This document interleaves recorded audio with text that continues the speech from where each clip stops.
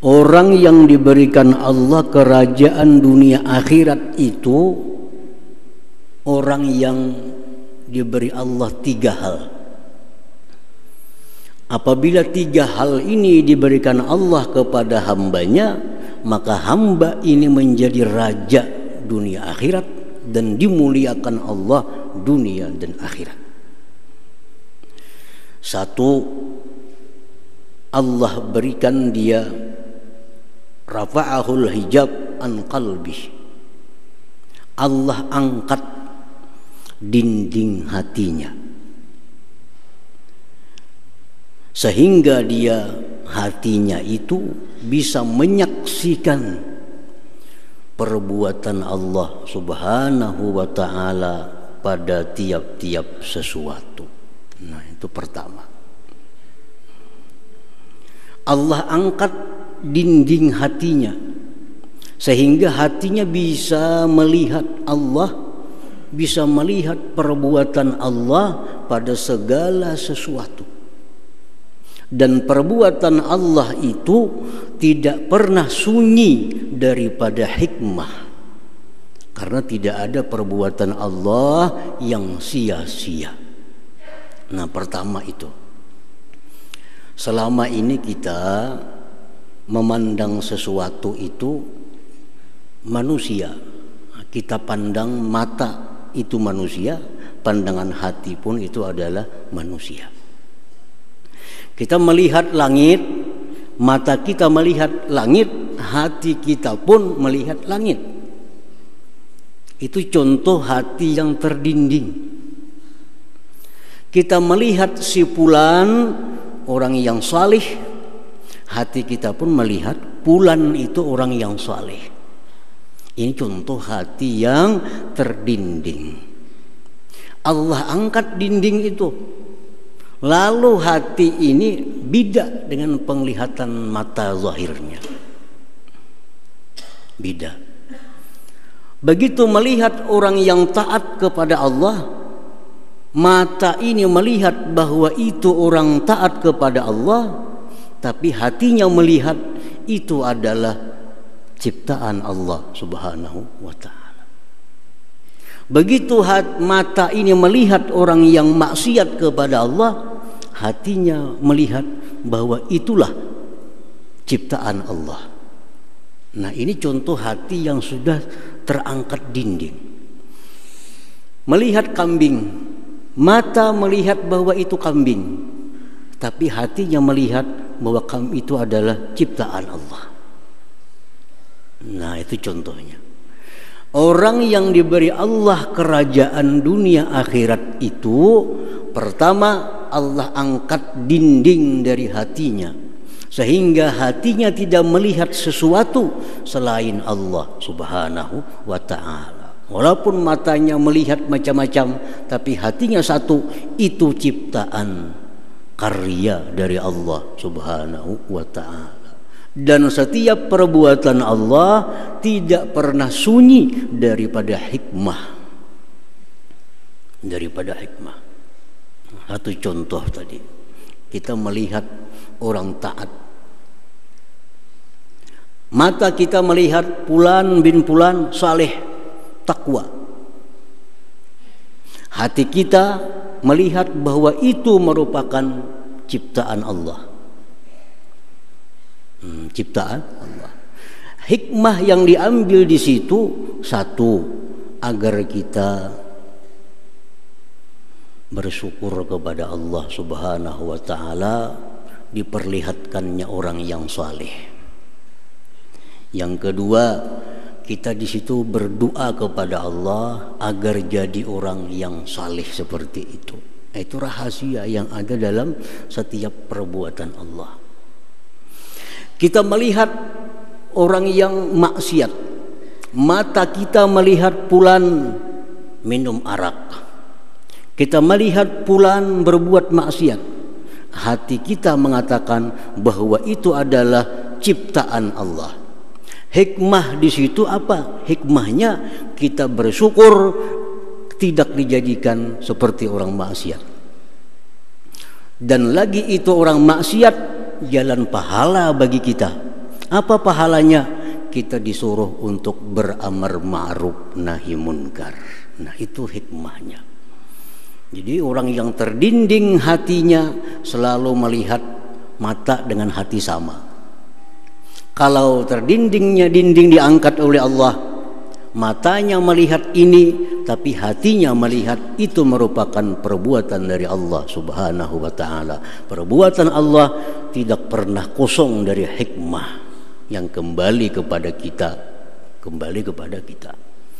Jadi melihat orang maksiat, pulan maksiat, itu mata zahir. Hati kita melihat itulah perbuatan Allah.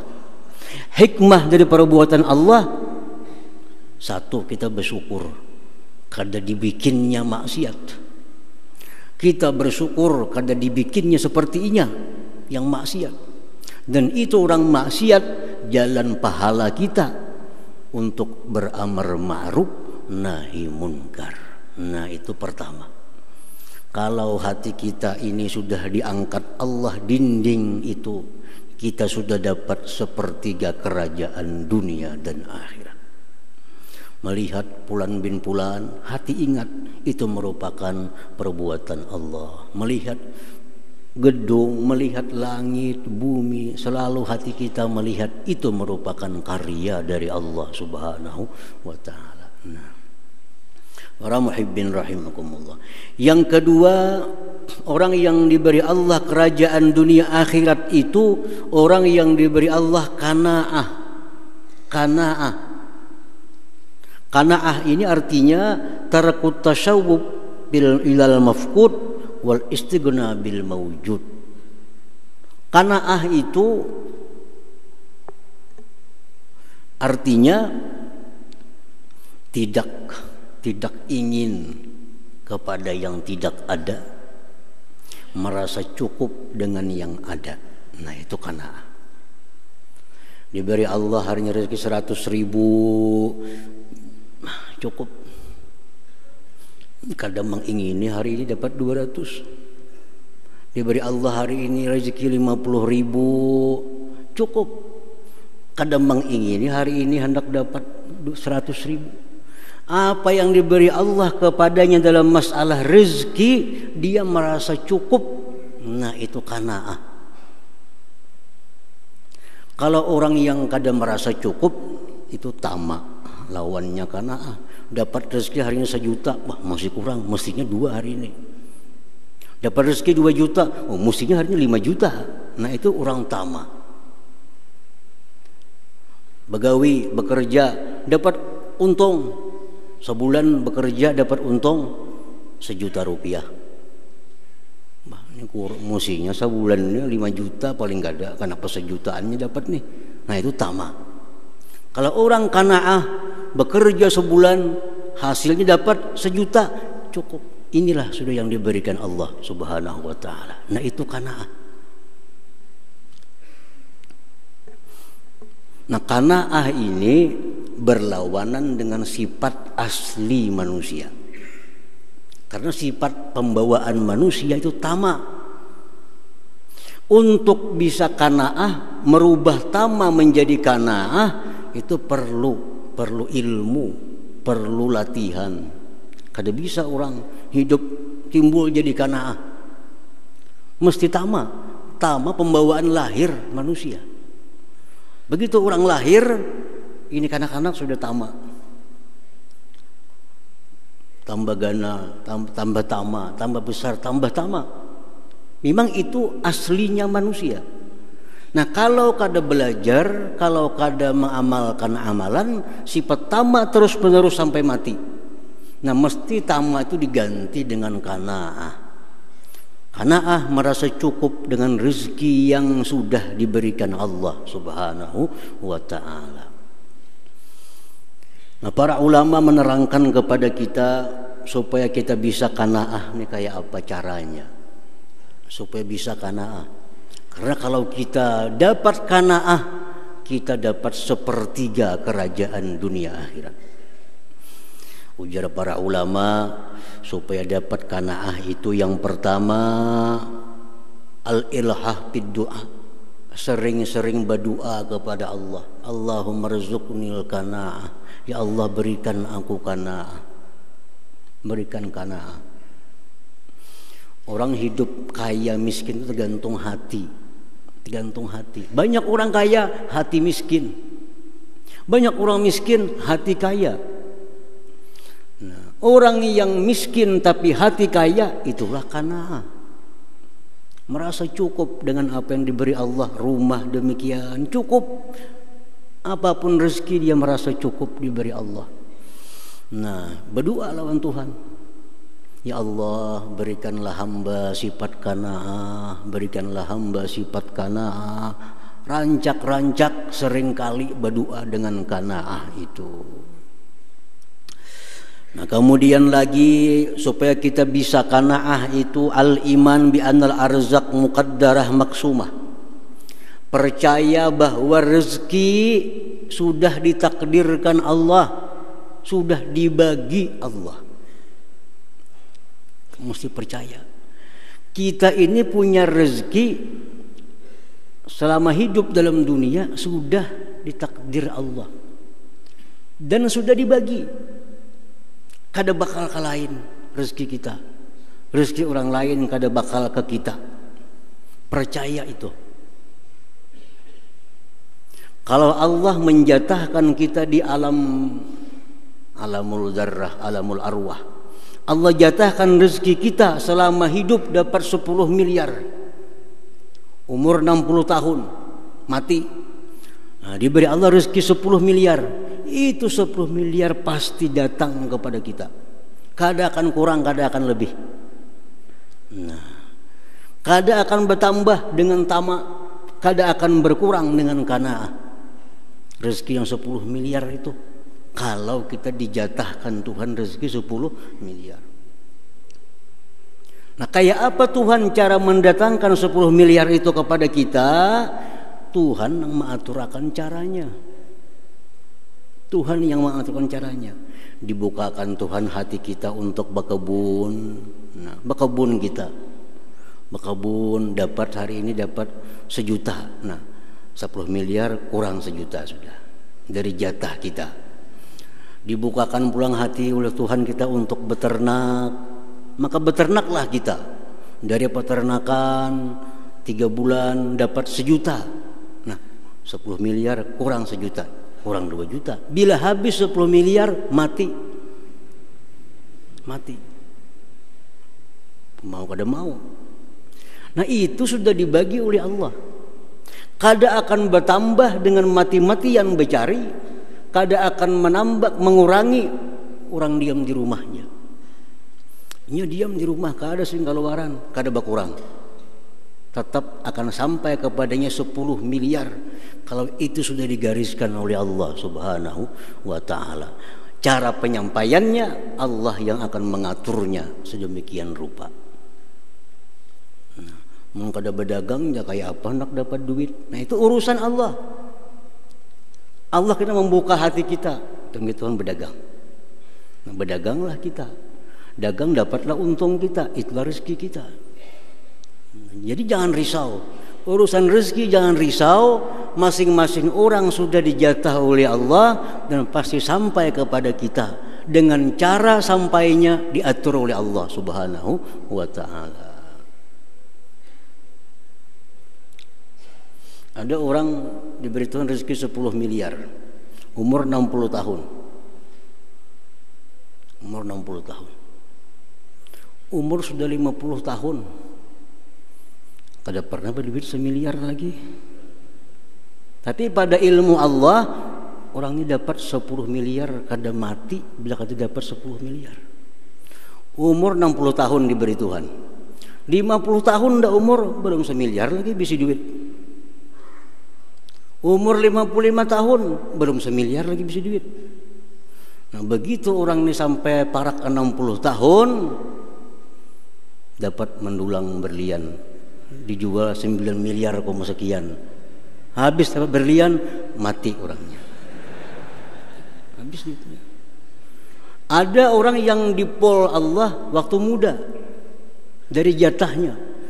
Umur 60 tahun diberi jatah 10 miliar.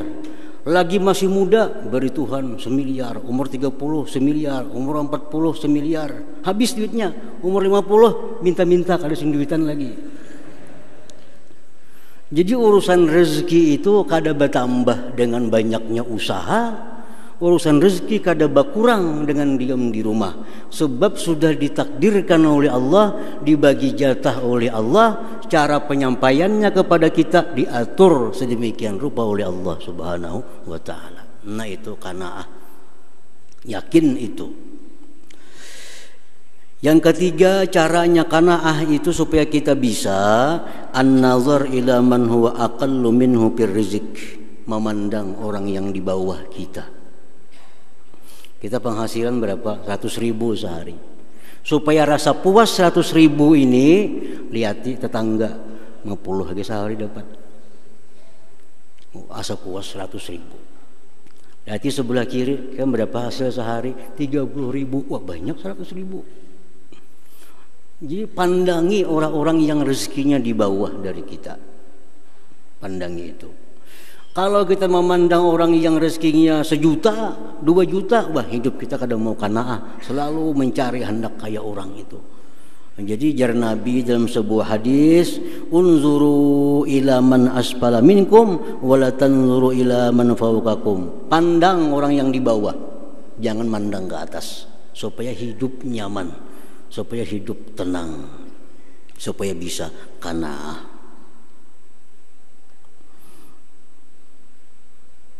Nah itu cara supaya dapat qanaah. Nah kalau sudah qanaah ini kita dapat, berapa diberi Tuhan hari ini, alhamdulillah cukup puas. Diberi Tuhan isok sekian, cukup puas. Nah, apa faidahnya orang yang bersifat qanaah ini? Satu faidahnya, nailu mahabbatillah, dia dapat tital kekasih Allah. Nah, kasih Allah. Yang kedua, orang yang bersifat amanah ini tanda sempurna iman. Tanda sempurna. Ini orang sempurna iman. Imannya sudah yakin rezeki kada bertambah dengan tamak, rezeki kada berkurang dengan qanaah. Yang ketiga, orang qanaah itu ya'isu hayatan thayyibah, hidupnya senang. Orang qanaah hidupnya senang, kada susah. Kenapa? Karena dia merasa puas dengan yang sudah diberikan Allah Subhanahu wa taala. Selanjutnya lagi orang yang qanaah itu tajribul mahabbah bainan nas, dia menarik simpati orang. Orang bersifat qanaah ini disukai orang, disukai manusia. Kawan-kawan suka kalau kita bisa kawan nang qanaah ini. Coba kalau kawan kita ini tamak, kita yang susah. Nah kalau kawan kita qanaah, semua orang suka orang qanaah. Sebab apa? Karena ia merasa cukup dengan apa yang diberi Allah Subhanahu wa taala. Dan lagi orang yang qanaah itu terhindar daripada dengki kepada orang lain. Maulah dengki orang qanaah. Seorang dapat 100.000, alhamdulillah 100.000. Sebelah dapat 1 juta, kada apa-apa. Aku sudah cukup 100.000. Coba kalau orang tamak, dapat 100.000, sebelah orang dapat 1 juta, wah sakit hati. Berusaha berhimat kayak apa cara supaya dapat 1 juta. Dapat 1 juta, orang dapat 2 juta, sakit hati pulang. Sampai mati sakit hati aja. Ini orang yang dalam dirinya ada sifat dengki. Kenapa dengki? Karena tamak, kada mau qanaah. Coba qanaah, kada akan ada dengki itu. Nah, para muhibbin rahimakumullah. Yang ketiga, Allah kuatkan dia untuk mengalahkan sifat-sifat yang ada pada dirinya. Nah, 3 hal. 1, diangkat Allah dinding hatinya. Yang kedua, diberi Allah qanaah. Yang ketiga, Allah kuasakan mengalahkan nafsunya, sifat dirinya. Maka orang ini orang yang dianggap oleh Allah raja dunia dan akhirat. Sudah raja di dunia dan raja di akhirat. Orang yang kawa bisa mengalahkan sifat dirinya itu, contoh sifat diri ini pertama jahil. Kadang-kadang manusia lahir alim tuh, kadang-kadang lahir jahil bawaan dalam parut jahil. Nah, orang yang diperkuat Allah mengalahkan jahil ini, dia menuntut ilmu. Nah, aku kada tahu ini nuntut ilmu sampai dia bisa menghilangkan jahil dalam dirinya. Itu pembawaan diri. Yang kedua, sifat diri ini al-bukhlu, kikir. Kakanakan tuh papainannya dijapa aja sariknya. Kakanakan tukarakan memuturan, tukarakan membunika, isinya.